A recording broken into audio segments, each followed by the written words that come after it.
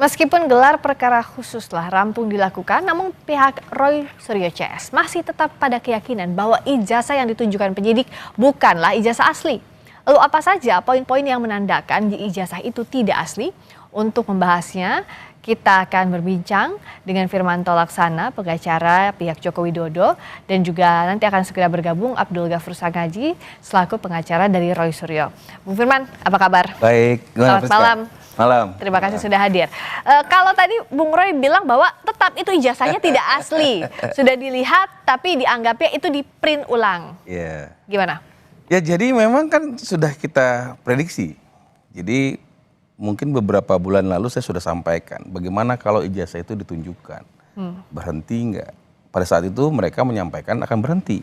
Oke. Ya berhenti gitu kan. Kemudian ya kemarin ada gelar khusus. Gelar perkara khusus. Kemudian dalam gelar perkara khusus semua tersangka mengajukan untuk melihat ijazah tersebut. Pimpinan gelar memberikan persetujuan untuk memperlihatkannya. Dan saya melihat hampir semua peserta puas termasuk para tersangka. Kalau kita pelajari, kita lihat di media ada beberapa pihak dan kuasa hukum yang menyampaikan bahwa memang sudah melihat dan itu asli. Nah, bagaimana dengan yang Roy Suryo CS, ya kan gitu. Barusan kita lihat ada hobi baru. Apa tuh hobi baru? Saya foto katanya. Saya tahu foto segala macam. Sama seperti kayak mobil. Dia juga kolektor mobil. Ada teman saya punya mobil VW Kodok tahun tua gitu ya kira-kira ya. Yang benar-benar kayak baru. So kalau Pak Jokowi bisa menjaga ijazahnya dengan baik kan nggak ada masalah. Tapi yang penting di sini adalah yang saya sampaikan adalah bahwa sesungguhnya ini suatu hal yang sangat baik. Apa yang terjadi kemarin itu tentu mempermudah proses penyidikan. Dan kami memberikan dukungan kepada semua pihak termasuk kepada Polda Metro Jaya karena kemarin sudah diperlihatkan kan. Dan tentu kalau masih mau berdebat terus ya memang kita harus lakukan pemeriksaan di pengadilan. Jadi kalau tadi Bung Roy bilang bahwa itu ijazahnya tidak asli dari sisi foto dan sebagainya, Anda menganggap ya itu harusnya dibuktikan di pengadilan saja? Ya pasti akan disampaikan terus seperti itu. Karena yang sudah-sudah mereka menyampaikan tuduhan palsu itu kan dugaan fitnah dan pencemaran nama baik seperti itu ya. Tapi belum punya bukti. Hari ini disebutin lagi. Kelihatannya begini, kelihatannya begitu. Jadi semua akan dia jadikan bahan seperti itu. Jadi menurut saya yang paling tepat kita berikan dukungan kepada kepolisian Polda Metro Jaya sehingga ini bisa masuk ke dalam tahap berikutnya, dilimpahkan ke pengadilan, kemudian lakukan pemeriksaan dan silakan kalau memang beliau-beliau ini Roy Suryo CS ingin melakukan apakah ada tambahan ahli kah, apakah akan melakukan apa atas seizin daripada hakim nanti ya silakan. Dan disitulah nanti akan ditentukan. Kan seperti itu. Dan kita kita memiliki hukum positif, apa yang menjadi putusan dari hakim itu yang benar, kira-kira seperti itu. Oke, nah pihak-pihak yang dianggap cukup untuk ijazah ini sudah ditunjukkan, itu siapa saja dalam perkara kemarin? Kemarin saya ada lihat itu pengacaranya Pak Egy ya, saya lihat ada di media kemarin. Kemudian beberapa lain saya nggak terlalu copy siapa gitu ya, tapi saya lihat menyampaikan sudah melihat ijazah berterima kasih dan sebagainya. Ya saya juga di dalam pun mereka juga sebenarnya sudah diberikan sangat puas untuk memeriksa, melihat, memeriksa segala sesuatunya kan gitu kan. Dan tentu kesempatan yang diberikan itu menurut saya merupakan suatu puncak. Karena mereka kan selalu ingin melihat gitu ya. Dan kemarin pimpinan gelar memberikan kesempatan untuk dapat melihat. Dan saya pikir itu sudah merupakan suatu hal yang terbaik sehingga proses ini akan lebih cepat. Oke. Nah, Bung Sangaji sudah bergabung. Terima kasih sudah hadir. Terima kasih Bang Firman. Terima kasih sudah hadir nih. Tadi sudah dibahas. Kalau misalnya tadi Bung Firman bilang kan sudah ditunjukkan ijazahnya di gelar perkara khusus, tapi Bung Roy bilang bahwa itu ijazahnya tetap tidak asli. Kenapa sih? Yang ditunjukkan kemarin itu kan barang bukti yang selama ini dipertanyakan ya. Dan kami tentu mengapresiasi langkah yang dilakukan oleh Polda Metro Jaya lebih progresif dibandingkan dengan pada saat gelar perkara khusus di Baris Krim Polri ya. Dan yang ditunjukkan kemarin itu kan adalah barang bukti yang belum ada nilai pembuktiannya. Karena saya juga salah satu anggota kuasa hukum ya, yang ada juga sama Bang Firman juga. Saya maju ke depan dan di menit-menit terakhir yang menegangkan itu seperti sinetron ya Bang ya. Itu melalui perdebatan yang sengit itu. Kami berdebat sengit dengan... Kenapa debat apa lagi waktu kemarin? Ya artinya berdebat dari sisi dasar hukum. Boleh nggak sih ijazah ini dibuka? Boleh nggak sih barang bukti ini walaupun sudah disegel oleh Polda Metro Jaya? Dibuka boleh lagi. Dibuka. Dan kami Segelnya menolak. harus di... Oh menolak waktu itu Bang Firman. Segelnya dibongkar. Oke. Jadi karena itu sudah ditunjukkan oleh penyidik Polda Metro Jaya, akhirnya kami punya kesempatan untuk melihat bahwa ijazah ini bentuknya seperti apa sih. Nah, ijazah itu ditunjukkan dalam 2 sesi yang berbeda. Ya, sesi pertama pada saat 5 tersangka untuk satu klaster pertama itu lakukan gelar perkara, saya juga ada di situ, kemudian ditunjukkan, saya juga ikut maju, saya penasaran juga Mbak. Kayak gimana sih bentuknya? Sebenarnya kayak apa sih? Oh, saya baru lihat secara dekat, wah ini ijazah Pak Jokowi ya. Tetapi kemudian penyidik minta jangan diraba, nggak boleh dipegang, jangan diraba, jangan dipegang ya. Jadi kami hanya bisa, saya melihat secara dekat sih, tapi saya nggak boleh meraba gitu. Ya, tapi saya kan tidak mempunyai kemampuan dari sisi dari sisi teknis ya. Apakah kertasnya ini asli atau enggak? Apakah ada embossnya? Apakah ada watermarknya? Apakah ada lintasan stempelnya? Saya nggak punya kemampuan itu ya, karena itu mesti kita tanyakan kepada Mas Roy dan Bang Rismon ya, karena mereka yang ahlinya gitu ya. Nah, yang pasti satu hal adalah ijazah yang ditunjukkan kemarin itu tidak berbeda dengan ijazah yang selama ini beredar di publik. Yang sudah dilihatkan sebelumnya, tapi dalam bentuk digital itu ya? Betul, yang dalam bentuk digital. Dan ijazah tersebut mengkonfirmasi bahwa basis penelitiannya Mas Roy, Bang Rismon, sampai kemudian mereka simpulkan 99,9% palsu, kata Mas Roy, kata Bang Rismon 11.000 triliun % palsu, itu ternyata objeknya sama. Tidak berbeda ya, tidak berbeda. Kami kemarin khawatirnya jangan sampai apa yang mereka teliti dengan yang ditunjukkan atau yang disita oleh Polda Metro Jaya itu berbeda. Wah, itu kalau terjadi seperti itu bahaya itu penegakan hukum untuk melakukan. Nah, tapi kenapa masih ada kesimpulan bahwa Bung Roy bilang bahwa itu ijazahnya masih tidak asli, dan Bung Firman menganggapnya apalagi yang bisa digunakan, apalagi tools yang digunakan untuk membuktikan bahwa ijazah Pak Jokowi itu adalah asli. Sesaat lagi tahan dulu di Sapa Indonesia Malam. Baca lagi di Sapa Indonesia Malam. Jadi kalau masih dipertanyakan juga sudah gelar perkara khusus, ini kan disepakati kedua belah pihak ya, ini langkah yang baik lah, sudah diakomodasi.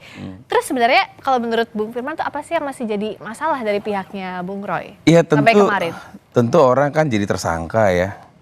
Ya mungkin masih ingin memberikan penyampaian ya, yakinkan sebagai. Tapi buat kami malah blunder. Karena kenapa? Apa yang diinginkan selama ini, yang sangat diinginkan sudah diberikan oleh pimpinan gelar kemarin ya. Dan kemudian semua orang sudah melihat ya, terang benderang. Ada 2 ijazah, ijazah SMA dan ijazah S1 Bapak, seperti itu. Dan semua melihat bergantian dan cukup. Artinya cukup puas lah melihat ya. Masalah yang disampaikan sebagai itu kan ya subjektif ya.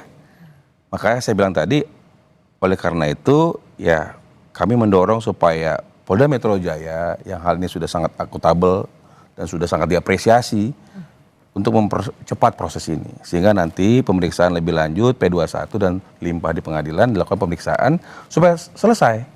Jadi tidak ada lagi hal-hal yang menjadi ada kepastian hukum. Baik. Saya rasa itu. Kalau Pak Jokowi juga terakhir bilang bahwa lebih ingin ini dibawa ke pengadilan. Ranah hukum aja lah persoalan ini diselesaikannya. Jadi Bung Sangaji kalau gelar perkara khusus udah siap dibawa sampai ke pengadilan? Karena ini udah tahapannya dalam sistem peradilan pidana kan ini udah dimulai ya. Jadi saya sepakat dengan Bang Firman bahwa karena ini sudah masuk dalam ranah penegakan hukum pidana, penetapan tersangka ini kan adalah satu awal dari satu sistem peradilan pidana yang masih panjang. Ya, jadi jangan kita bayangkan bahwa dengan digelar perkara khusus kemarin lantas semua persoalan hukum ini selesai. Belum. Gelar perkara khusus kemarin sebenarnya tidak menjawab apa yang selama ini menjadi hasil penelitiannya Mas Roy, Bang Rismon dan Dr. Tika. Apa yang masih belum terjawab? Artinya belum terjawab itu 2 hal. Yang pertama adalah proses pembuktian terhadap ijazah ini memang belum dilakukan. Asli atau palsu itu bukan terjawab kemarin di ranah forum gelar perkara khusus. Sama yang kedua, ijazah Pak Joko Widodo ini kan disebut kemarin identik.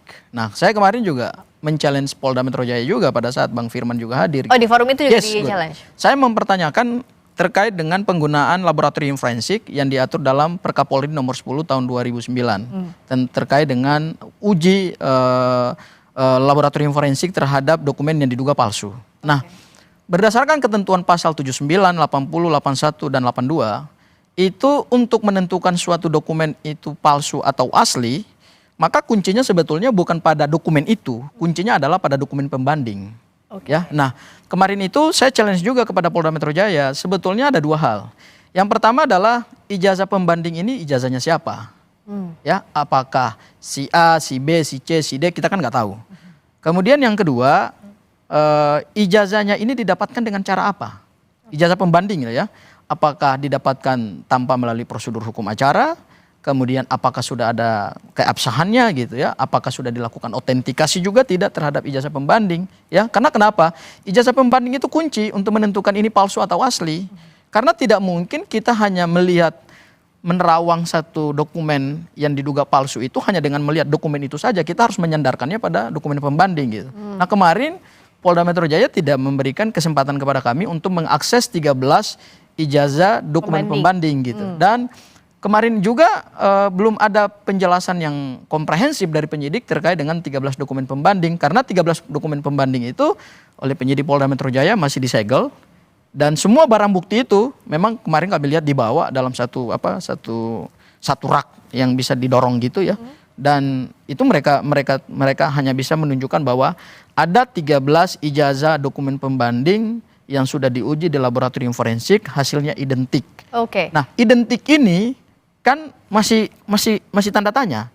Ya, belum titik itu. Kalau titik berarti pembuktian selesai. Oke, saya tanyakan dulu ke Bung Firman tadi. Ya. Tidak ditunjukkan ijazah pembandingnya untuk menguji apakah betul identik atau asli lah. Iya, tentu makanya tadi saya bilang kan bahwa ini sebenarnya sudah ranah pengadilan. Pemeriksaan itu kan di sana, gitu kan.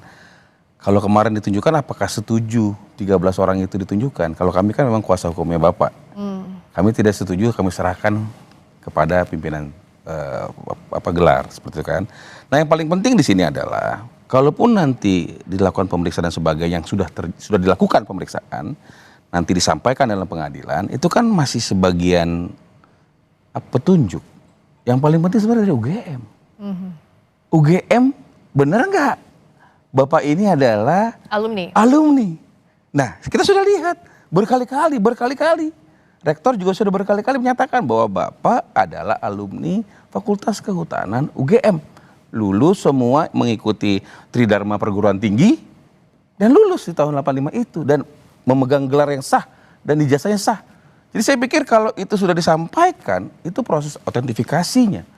Masalah nanti diperiksa dan sebagainya, identitas itu masih sebagian. Tetapi yang paling penting gongnya adalah UGM sebagai pihak yang mengeluarkan ijazah, pihak yang memberikan pendidikan kepada Bapak, itu memverifikasi enggak? Sudah diverifikasi. Artinya sebenarnya sudah selesai. Maka kemarin kami sampaikan, kami mengapresiasi dan merupakan suatu highlight yang perlu kita tunjukkan bahwa sekarang ini ya mohon Polda Metro Jaya percepat lagi.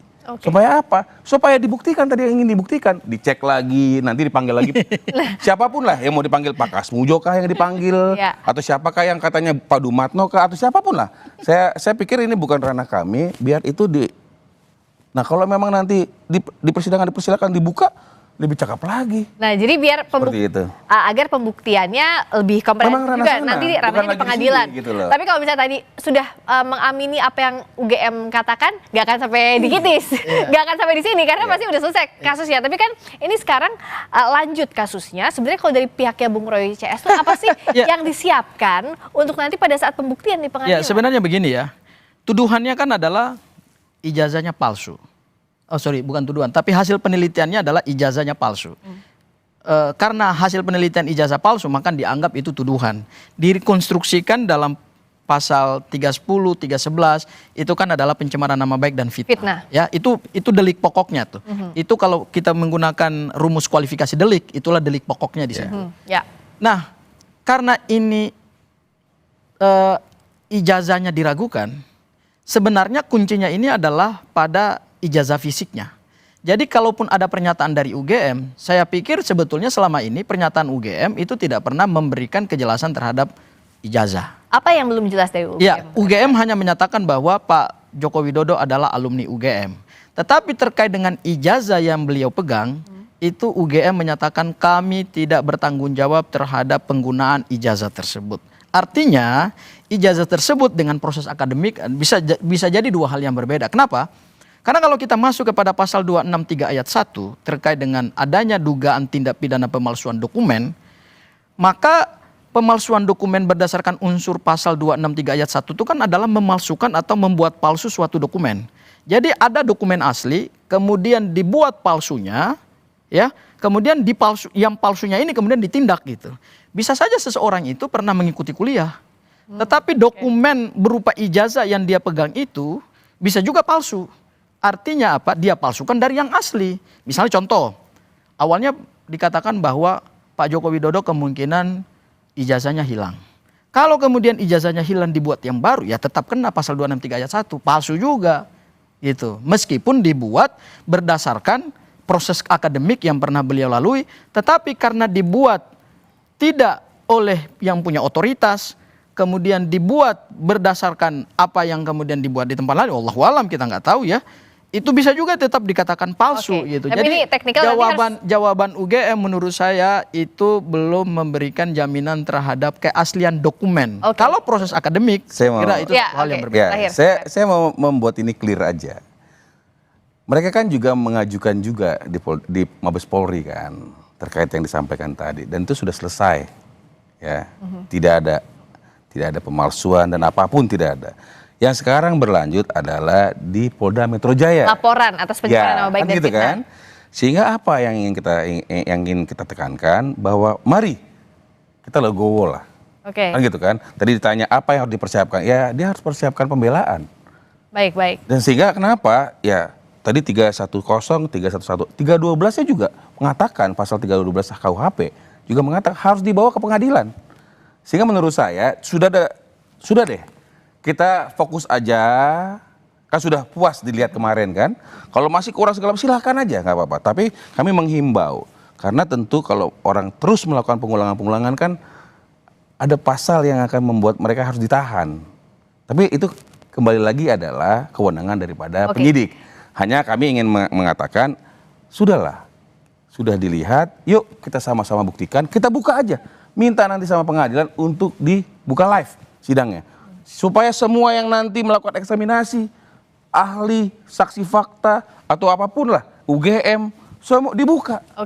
Sehingga terang benderang. Jadi sekarang saya kira begini, tanpa Pak Firman minta begini pun, sesuai dengan hukum acara pidana yang sudah diatur dalam KUHP, itu pasti jalan otomatis gitu. Itu sudah enggak gini. Itu sudah rulesnya yang diatur dalam KUHP, bahwa penetapan tersangka, kemudian pemeriksaan saksi-saksi, ahli meringankan, kemudian ada saksi meringankan, kemudian setelah itu pemberkasan, kemudian dilakukan tahap 1, yaitu berkas perkara dikirim kepada jaksa penuntut umum, kemudian Kejaksaan Agung atau Kejaksaan menunjuk jaksa penuntut umum dengan P16. Kemudian setelah itu jaksa penuntut untuk meneliti berkas, kemudian kalau kurang di P19, kalau memenuhi syarat materi dan syarat formil baru P21, baru kemudian dilanjutkan. Itu teknis yang hukum acaranya sudah rigid gitu. Tanpa diminta pun oleh Bang Firman, itu otomatis jalan. Cuman bukan itu persoalan kita. Bukan itu persoalan kita. Persoalan kita adalah apakah penegakan hukum kita dalam menjawab misteri ijazah Pak Joko Widodo itu kemudian akan sesederhana yang dikatakan oleh Bang Firman bahwa dengan gelar perkara khusus. Tentu tidak yang sederhana. Enggak begitu. Begini, bahwa Puslapfor adalah pihak yang berwenang. Polda Metro Jaya sudah menyerahkan ini kepada Puslapfor. Kita lihat saja nanti apa aslinya. Memang belum ditunjukkan kemarin kan seperti itu. Sehingga kita tunggu kan seperti. Tapi kemarin itu lucknya kalau saya lihat mereka punya seperti itu. Jadi artinya dokumen ini sudah diserahkan kepada Puslapfor, sudah diperiksa. Seperti itu. Artinya proses itu kita tunggu aja. Ya udah, kita sekarang sama-sama nunggu prosesnya. Kita pantau bersama-sama. Fungsinya publik di sini untuk mengawasi juga proses yang ada sampai nantinya sesuai dengan hukum acara yang berlaku.